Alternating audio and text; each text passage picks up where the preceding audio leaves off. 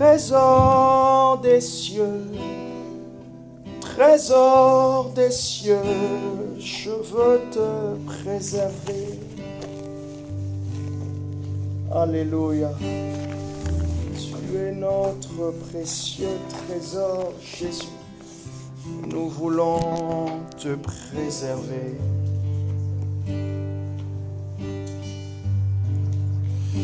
Ô trésor des cieux, je veux te préserver. Ah, atmosphère divine de sainteté, je veux te garder. Dalamamama, atmosphère divine, je veux te garder. Atmosphère divine, l'intimité de ta présence, je veux la garder, Adonai. Merci pour ce soir, merci précieux Saint-Esprit pour tout ce que tu as fait déjà. Merci pour ce que tu es en train de faire pendant que nous prions, pendant, Seigneur, que nous intercédons, pendant que nous nous réunissons ensemble en Église, car tu dis, là où 2 ou 3 sont assemblés en ton nom, tu es présent parmi eux. Et merci, Seigneur, pour ce que tu feras demain, parce que notre consécration d'aujourd'hui, le temps d'aujourd'hui ne nous bénit pas simplement aujourd'hui, mais constitue une atmosphère, une semence pour l'avenir. Amen.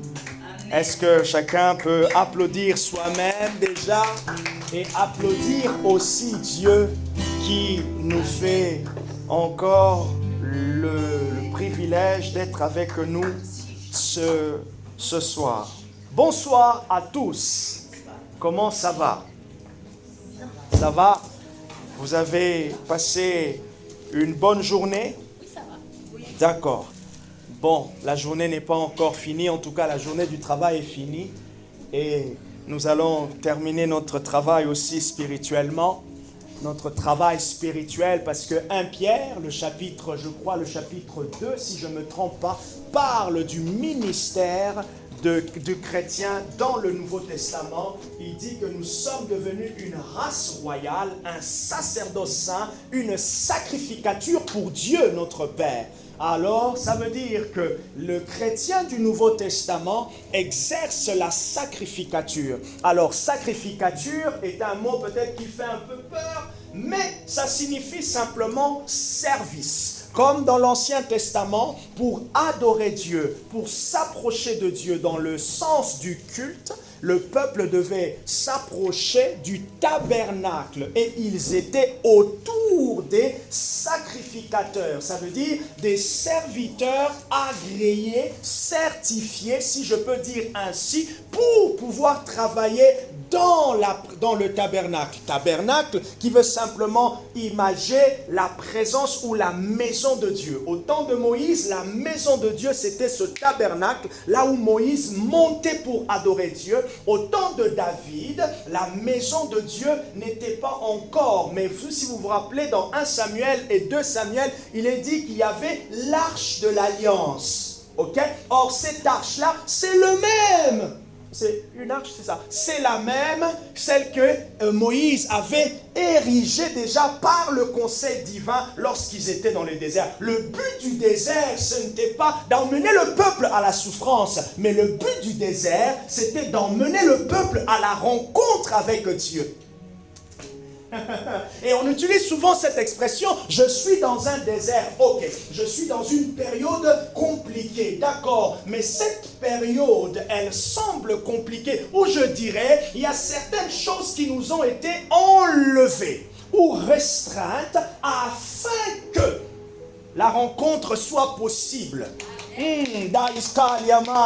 Afin que la rencontre soit possible, certaines choses Dieu enlève. Je commence bien. Il y a un confort que notre esprit, notre être intérieur doit trouver. Ce confort doit être dans la présence de Dieu. Voilà pourquoi par moment, tout confort qui nous enlève le confort de la présence de Dieu vient de l'ennemi. Et c'est pour cela, des fois, lorsqu'on passe dans des déserts, ces déserts, Dieu enlève le confort matériel. Il enlève certains conforts afin que, Deutéronome chapitre 8, je crois, le verset 5, si je ne me trompe pas, ou le verset 3. Je t'ai emmené dans le désert afin que tu saches que l'homme ne vivra pas de pain seulement, mais de toute parole. Il y a une parole qui provoque et qui crée un confort en esprit. Il y a une parole, et toute parole de Dieu, une parole inspirée est appelée à créer et provoquer ce confort dans ton être intérieur.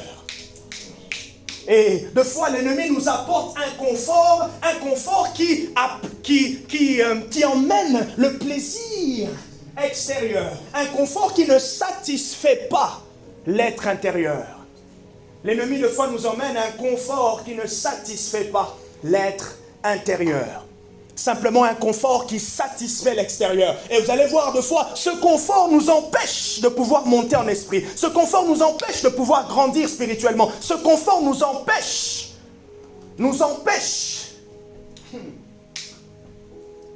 Mais Dieu nous emmène dans ce lieu de rencontre. Voilà pourquoi tout moment de prière est un moment de rencontre avec Dieu. Alors la question est, comment est-ce que je sais que j'ai rencontré Dieu ? Est-ce que rencontrer Dieu, c'est toujours ces moments où on a un ange qui nous visite? Luc chapitre 1 pour Élisabeth, ou pour, comment il s'appelle? Zacharie, ou soit pour Marie, Luc chapitre 2. Est-ce que cette rencontre avec Dieu, c'est toujours lorsqu'il y a une visitation comme ça extraordinaire, où on était en train de prier, j'ai commencé à trembler, la mort m'est descendue, j'ai transpiré, j'ai dégouliné quoi. On dirait il y avait un robinet qui... Non, ça peut arriver, oui, ça peut arriver. Mais toute rencontre avec le Seigneur, c'est lorsque le cœur, l'être intérieur au plus profond de toi, tu es conscient que tu as touché quelque chose. Tu es conscient que Dieu a pointé. Tu es conscient qu'il y a eu comme un choc frontal. Je refuse qu'une voiture me rentre dedans, mais j'accepte que Dieu me rentre dedans. Parce que lorsque Dieu me rentre dedans, je suis transformé. Je ne dis pas ici, je ne fais pas l'apologie de l'accident. Hein. Je le chasse d'ailleurs au nom de Jésus. Mais je parle de cette rencontre. Pouf, qui bouscule l'être intérieur, qui te dit non, je dois réorganiser ma vie en fonction de cette rencontre. Qui de nous aujourd'hui, qui tombe amoureux, n'organise pas sa vie en fonction de l'amour qu'il a trouvé? Quand je regarde mes anciennes photos, quand j'étais étudiant, et que je regarde mes photos d'aujourd'hui, je constate, il ne faut pas que je regarde ça avec Barbara, parce que j'aime pas comment tu es habillé. C'est pas bon.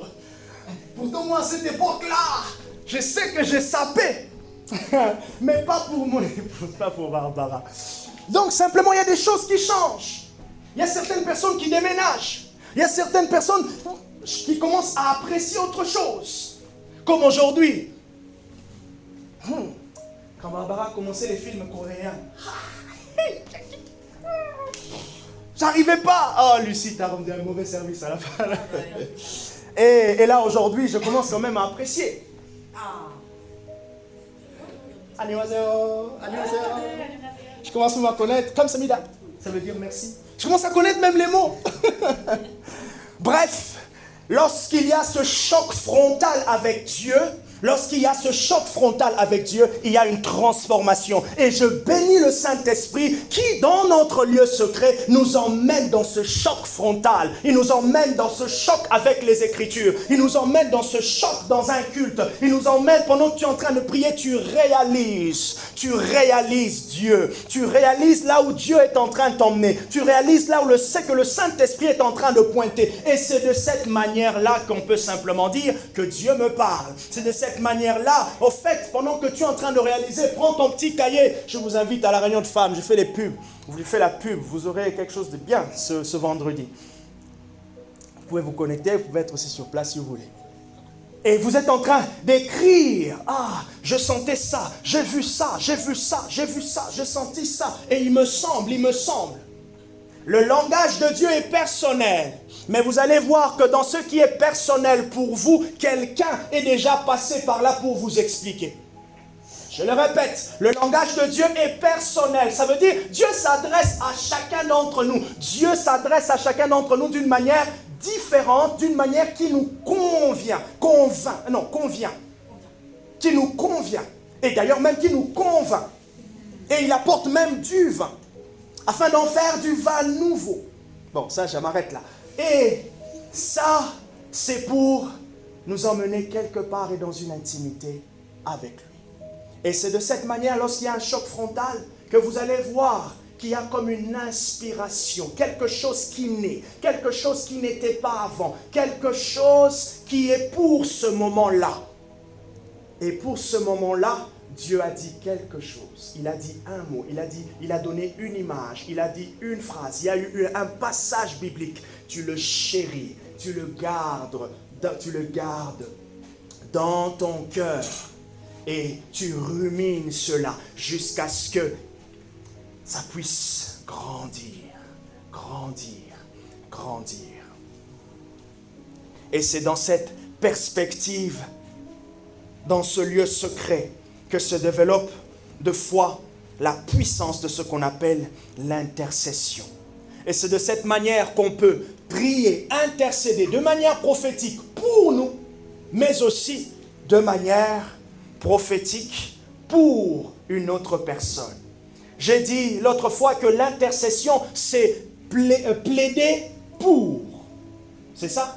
Plaider pour ou faire un plaidoyer. L'intercéder, c'est intervenir pour quelqu'un, s'interposer.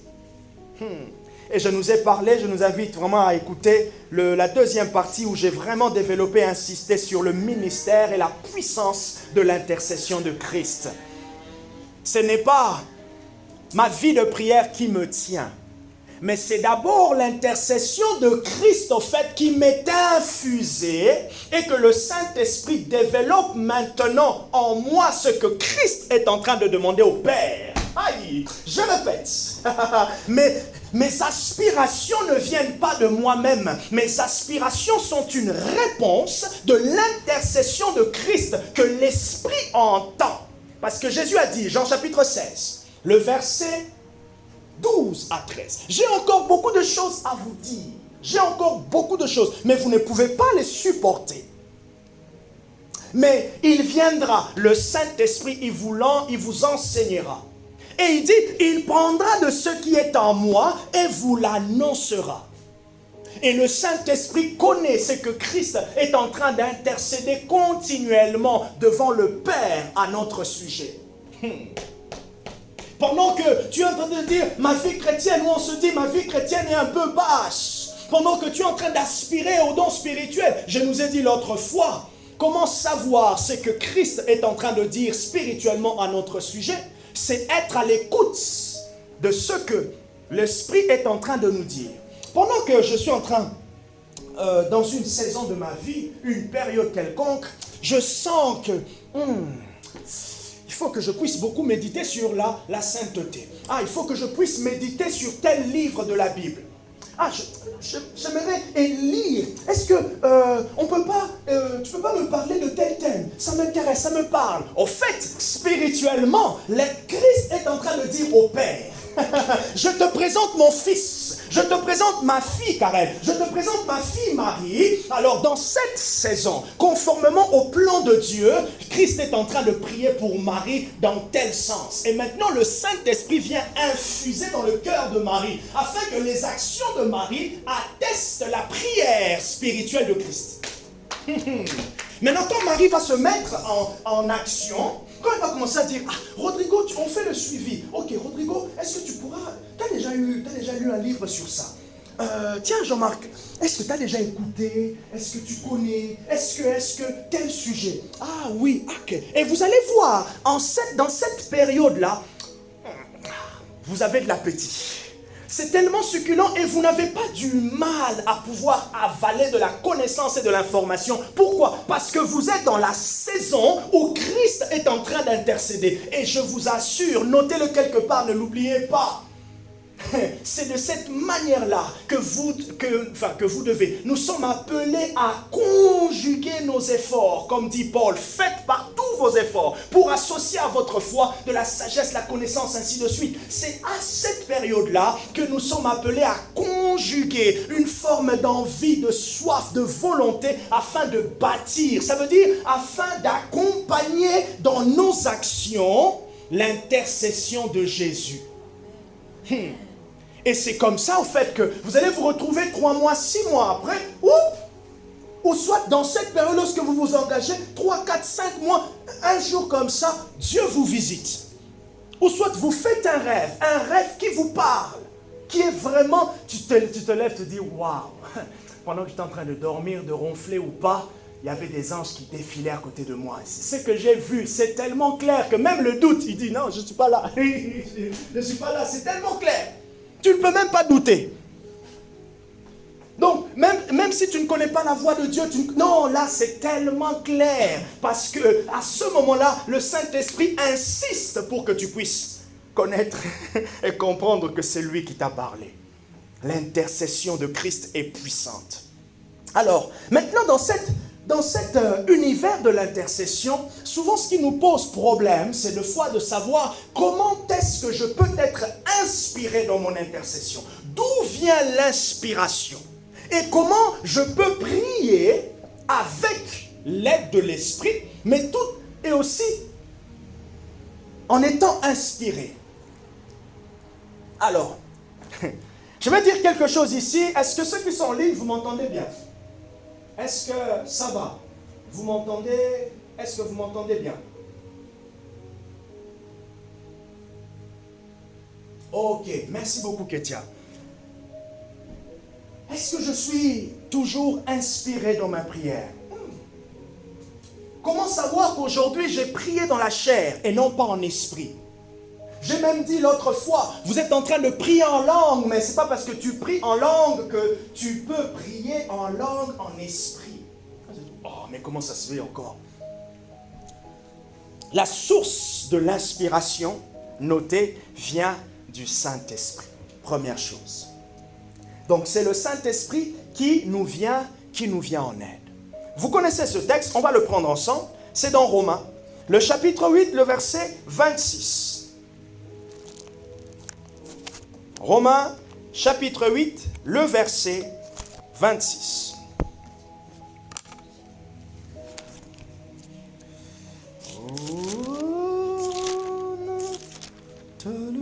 Romains, chapitre 8, à partir du verset 26. De même aussi, l'Esprit vient au secours, certaines versions disent, l'Esprit vient en aide à notre faiblesse, car nous ne savons pas ce qu'il convient de demander dans nos prières. Nous ne savons pas ce qu'il convient de demander. Je sais qu'il faut que je prie concernant mon travail, mais comment prier sous la direction de l'Esprit, comment prier et citer ce que Dieu veut pendant que j'intercède. Et le verset, la phrase qui suit plutôt, mais l'Esprit lui-même vient, plutôt, l'Esprit lui-même intercède. L'Esprit lui-même intercède. Ici, Le mot ou le verbe intercéder, ou l'idée ici que Paul est en train de souligner, c'est qu'il y a une intercession souveraine du Saint-Esprit. Ça veut dire quoi, souveraine? C'est que tu ne l'as pas demandé, il le fait pour toi. Alors là, j'aimerais dire deux choses. C'est important de connaître et de comprendre, et vous allez voir que cela s'ouvre et s'explique beaucoup dans la Bible, notamment avec le texte de Genèse chapitre 18, le verset 19, jusqu'au verset 33, là où Abraham intercède pour Sodome. Vous allez voir deux choses, et c'est ces deux choses de foi qu'on n'arrive pas à comprendre. Il y a toujours, premièrement, un acte souverain de Dieu. Ça veut dire, il ne te consulte pas.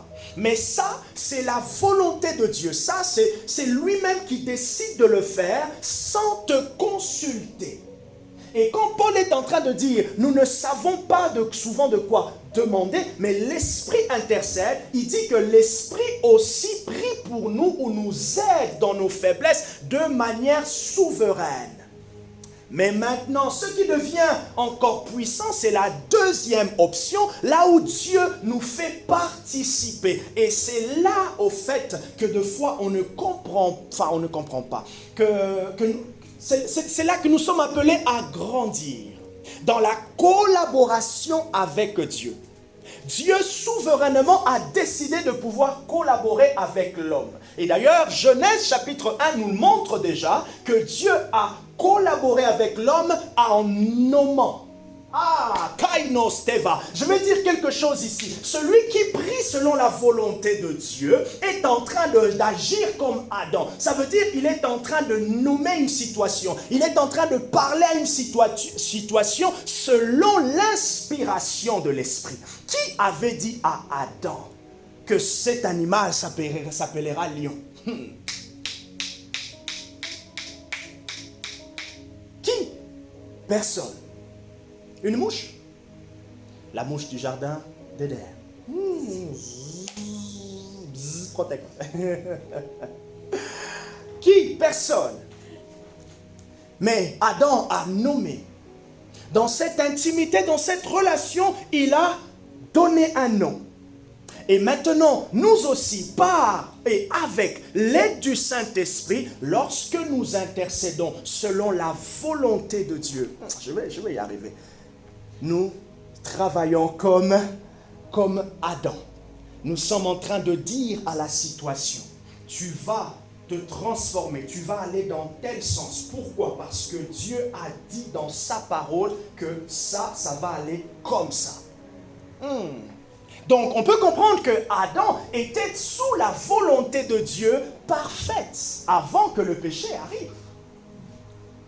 Et c'est pour cela, en fait, nous tous qui, le visage découvert, contemplant comme dans un miroir le Seigneur, l'Esprit, nous sommes transformés à la même image parce que son Esprit habite en nous et nous avons accès. 1 Corinthiens chapitre 2. À partir du verset 6, et je vais le dire, le verset 9, Paul y dit, nous enseignons non pas une sagesse de ce monde, mais une sagesse divine. C'est pour cela, qui peut sonder l'esprit d'un homme si ce n'est l'esprit de Dieu? Et qui a connu la pensée de Dieu et qui a voulu la révéler? Or, nous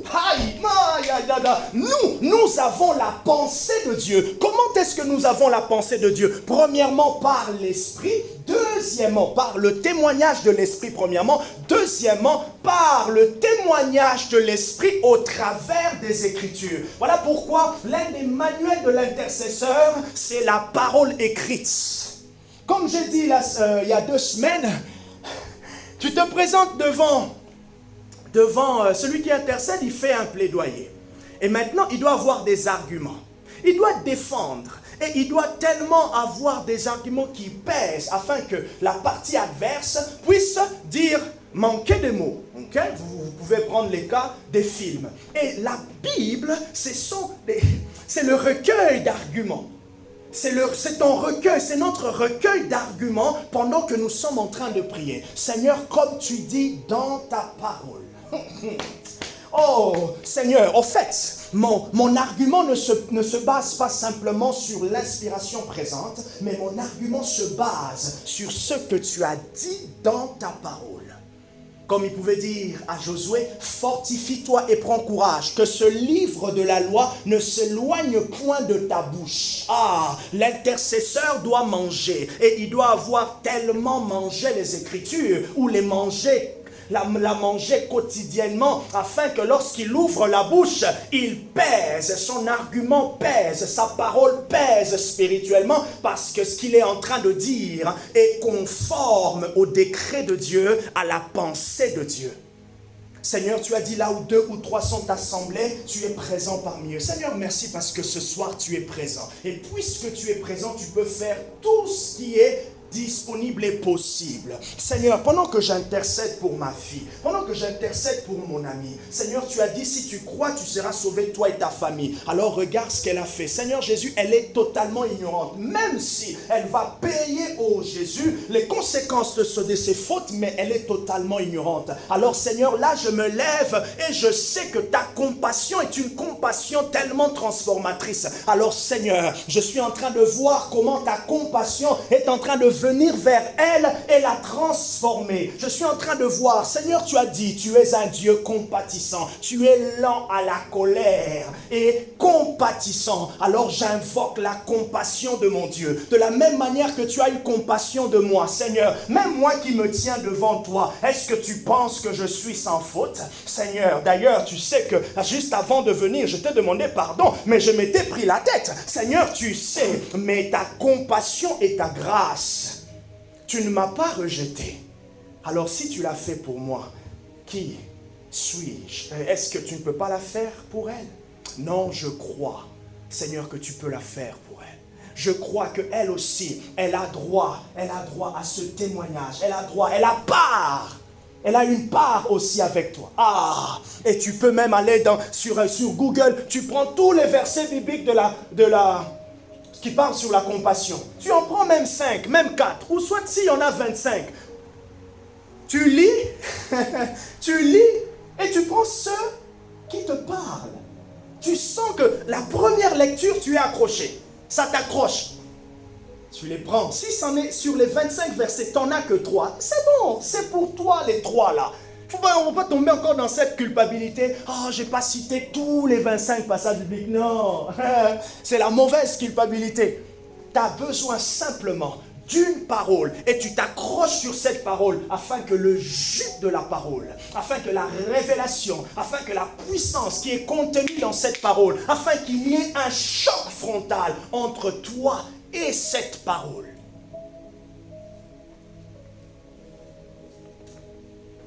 Est-ce que ça va? On comprend un peu mieux l'intercession? L'inspiration. Maintenant, je vais essayer d'être un peu pratique concernant l'inspiration. Comme a dit Paul, l'Esprit vient en aide à nos prières. Premièrement, le Saint-Esprit intercède pour nous parce que nous sommes faibles. Deuxièmement, le Saint-Esprit va nous pousser. Le Saint-Esprit va nous inspirer.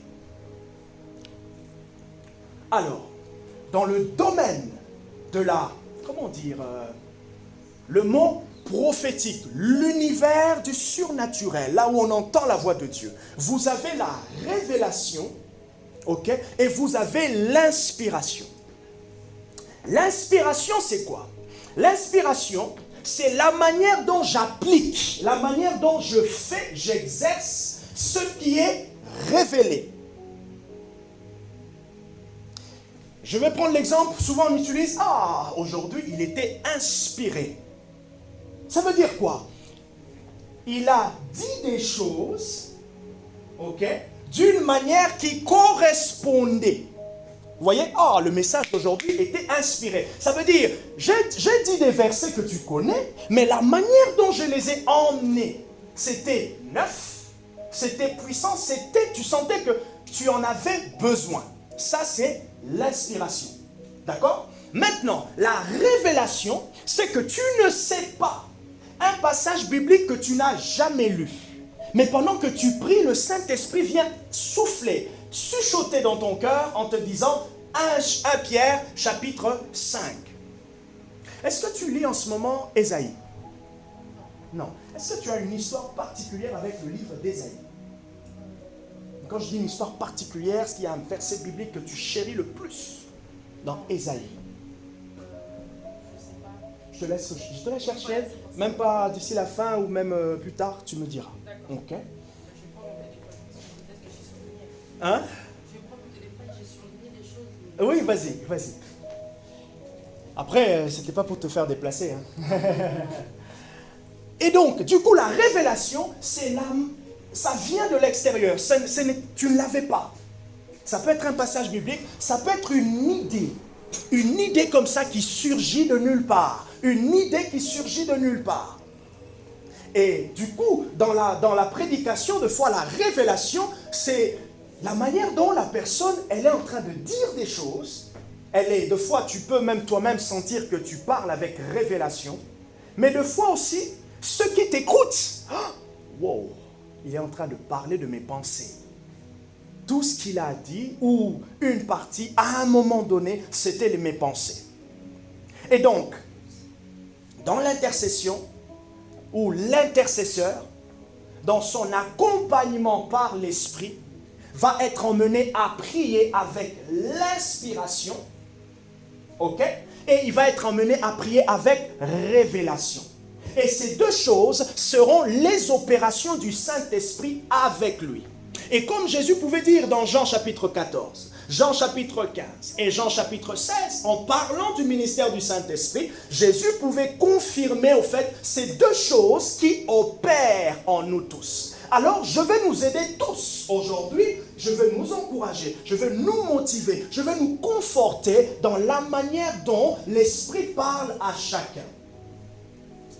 Généralement, vous allez voir, c'est des b.a.-ba, c'est des pas très très très simples.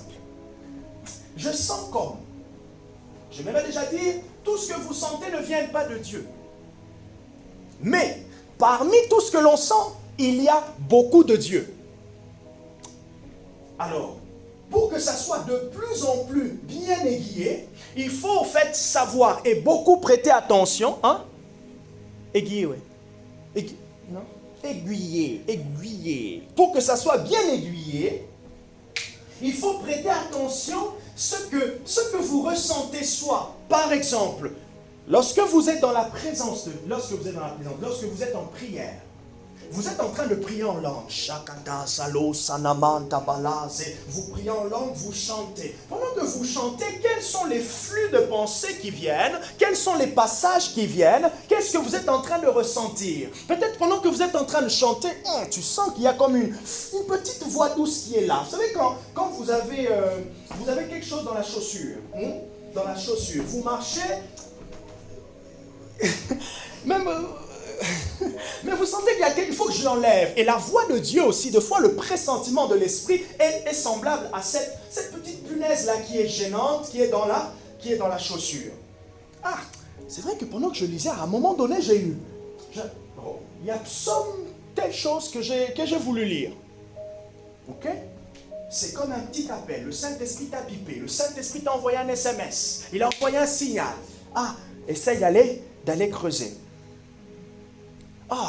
Je ne sais pas pourquoi, ces derniers temps, j'ai toujours ce passage. Et là, regardez la puissance des répétitions lorsque Dieu parle. Tu vas dans ta chambre, tu trouves Genèse 18. Tu rentres sur Instagram, Genèse 18. Tu arrives ici à l'église. Jean-Marc, il commence à prêcher Genèse 18. Tu commences, tu dis bonjour à Rodrigo, comment ça va? Plus loin, et là il dit, tu sais, j'étais en train de lire tel passage, paf! Genèse 18. Il y a un langage. Il y a un langage derrière. Il y a un langage derrière de l'esprit. Il y a un langage derrière. Ok? Ça, c'est une chose. Deuxièmement, ça peut encore être plus où vous dormez et là, vous rêvez des passages. Alors, moi, c'est rare cette partie-là de rêver des textes bibliques. En tout cas, c'est pas... Pour l'instant, c'est pas encore mon truc. Enfin, mon truc. Ça m'arrive très rarement. Okay? Mais il y a certains, ils dorment, ils rêvent des passages bibliques. Aïe. Vous avez un enseignement que lorsque vous dormez, vous êtes dans l'école de l'esprit. Tu es assis. Vas-y. Ah, je rêvais, j'entendais quelqu'un qui est en train de dire Ésaïe 57. Donc tu te réveilles, tu prends, même si tu ne sais pas, Ésaïe 57, papa, tu commences à lire. Oh, ok, tu comprends pas. Tu tapes sur Google, commentaire Ésaïe 57, ou soit tu viens, est-ce que tu peux me faire un résumé d'Ésaïe 57? J'ai rêvé ça aujourd'hui. Ok, Ésaïe 57, dès que tu comprends ce que Ésaïe 57 dit, directement tu as trouvé le message pour toi de la nuit. Ok. Et que ça arrive comme ça une fois, ça arrive deux fois, après Dieu change comme il veut. Oui, voilà, c'est un jeu. Il sait où il nous emmène. Ok? Donc, l'inspiration vient de plusieurs manières. Et aussi, vous pouvez aussi de fois, est-ce que vous devez toujours attendre une forme d'inspiration de foi particulière? Non. De fois, ouvrez simplement la Bible. Écoutez, tu fais un peu de ménage, écoute. Mets la Bible audio. Tu écoutes, tu es concentré. Si tu vois qu'il y a une phrase qui te reste. Oh, ça, j'avais jamais écouté ça dans Luc 11. Ah bon? Ok, ça veut dire qu'à ce moment-là, l'esprit veut que tu prêtes attention. Et maintenant, l'inspiration dans l'intercession, c'est une aide. Pendant que vous avez le squelette, ça veut dire prier pour telle personne dans tel besoin, le Saint-Esprit va... Non, c'est pas bon? C'est bon? Ok. Ah. Squelette. Pendant que vous avez le squelette, c'est ça? Le squelette. Bref, vous voyez la structure. Ok? Pendant que vous avez la structure, vous intercédez dans tel domaine, pour telle personne. L'Esprit va vous aider comment? Il va vous aider au fait à ce que, lorsque vous priez, vous puissiez prier ce dont Dieu veut que vous puissiez dire. C'est ça l'inspiration, la source, vous voyez, l'inspiration dans l'intercession. Et c'est de cette manière qu'on parle de l'intercession prophétique. Ça peut durer 2 minutes. Et de fois, l'intercession prophétique peut même nous emmener dans un parler en langue qui est bizarre, qui est nouveau. Je me rappelle avoir lu le livre de Mahesh Chavda sur le parler en langue. Et il raconte, pour commencer son expérience, enfin son livre, il raconte qu'un jour, il était dans sa maison comme ça, en plein un après-midi, et là, comme un vent qui a soufflé, un parler en langue qui est venu, je ne sais pas, pendant 5 minutes ou 10 minutes, il a dit c'était intense. C'était intense. Il y a des moments de prière, il y a des intentions comme ça, il y a des vents comme ça que Dieu emmène par moments. C'est 2 minutes, c'est 3, ça peut être 5 minutes, 10 minutes. Aïe, aïe, aïe, aïe, aïe, aïe.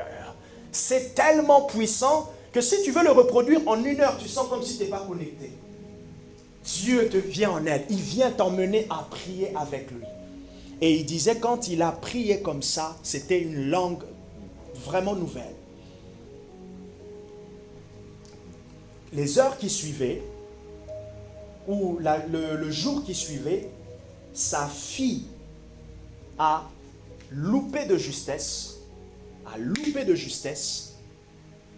un accident. Et j'aimerais dire une petite chose ici. Pendant que vous êtes en train de faire n'importe quelque chose, et que vous commencez à prier en langue, si vous sentez qu'il y a comme une langue, ça devient intense. Après, je sais si Lucie, ça t'arrive au boulot, c'est un peu voilà. Mais après, voilà, Dieu peut faire en sorte qu'il n'y ait pas des clients à côté. Mais vous êtes chez vous, vous êtes en voiture. Il y a un moment où, même à l'église, un moment où on monte en langue. Vous montez en langue.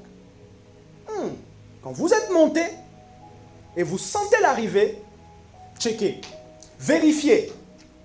Qu'est-ce que Dieu m'a dit? Si on est en église, est-ce que quelqu'un a chopé quelque chose? Parce que généralement, quand on monte en pression, j'aime Dieu. Il y a des choses qui nous attendent. Il y a des choses qui nous attendent. Il y a une parole, il y a une image. Ou il y a un toucher, il y a une conviction, il y a quelque chose qui vient se déposer en toi pendant ce moment-là.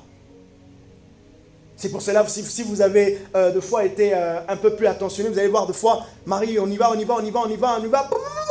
Quand je prends le micro, je monte en pression, comme une bière.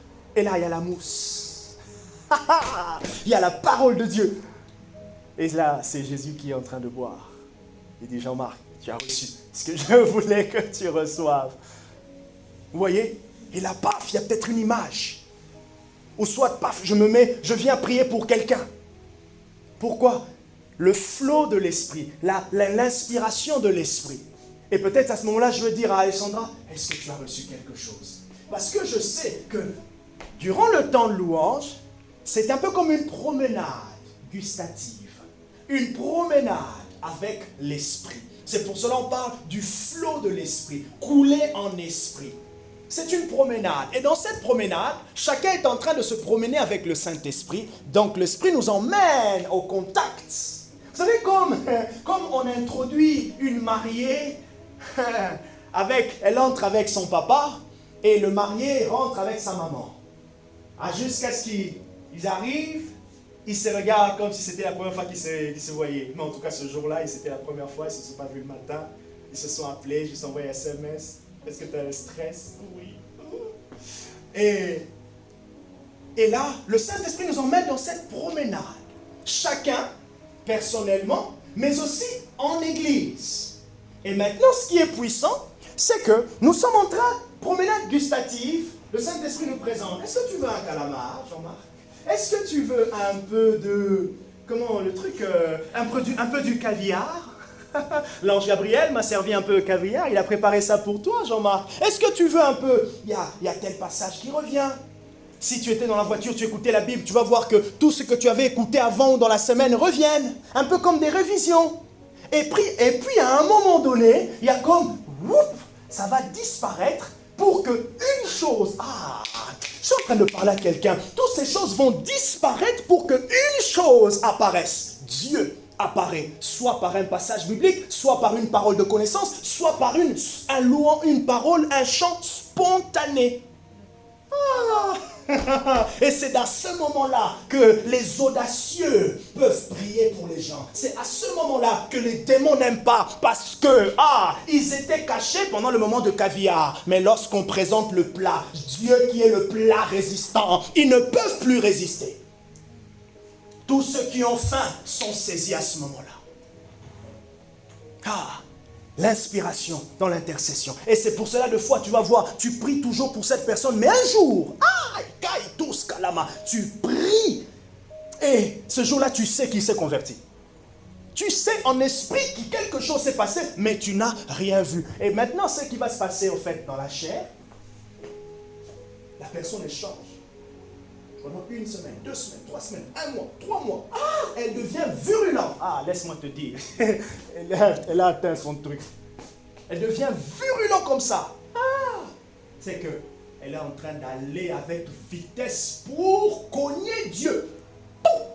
Et là, lorsqu'il y aura le choc, elle se réveille du jour au lendemain, transformée. Transformée. L'inspiration, ça vient du Saint-Esprit. Le Saint-Esprit t'aide, le Saint-Esprit t'aidera toujours à prier. T'aidera toujours. Alors, il ne faudrait pas avoir honte et peur de commencer à intercéder avec la base des passages bibliques que l'on connaît, avec ce que l'on connaît, avec le cœur. Toujours checker avec le cœur. Le cœur, c'est l'un des éléments, notre cœur, nos sentiments, un peu...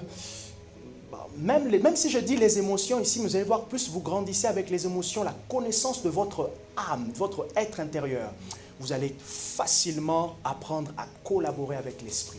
Au début, souvent, notre âme, on va beaucoup l'emmener dans la chair, mais lorsqu'on va grandir, voilà pourquoi les femmes sont très sensibles à l'esprit, parce que les femmes sont beaucoup dans le cœur. Les hommes, on est de fois durs parce qu'on est beaucoup dans la tête, on raisonne. Alors que les hommes de l'Église deviennent des femmes. Au nom de Jésus. Ouais, c'est un peu long. Au nom de Jésus. Je parle à la manière de l'esprit. Je parle à des hommes spirituels, je veux dire comme Paul. Je parle à des hommes spirituels. Que Dieu nous bénisse. Est-ce qu'on peut applaudir le Saint-Esprit? Vas-y. Nous allons...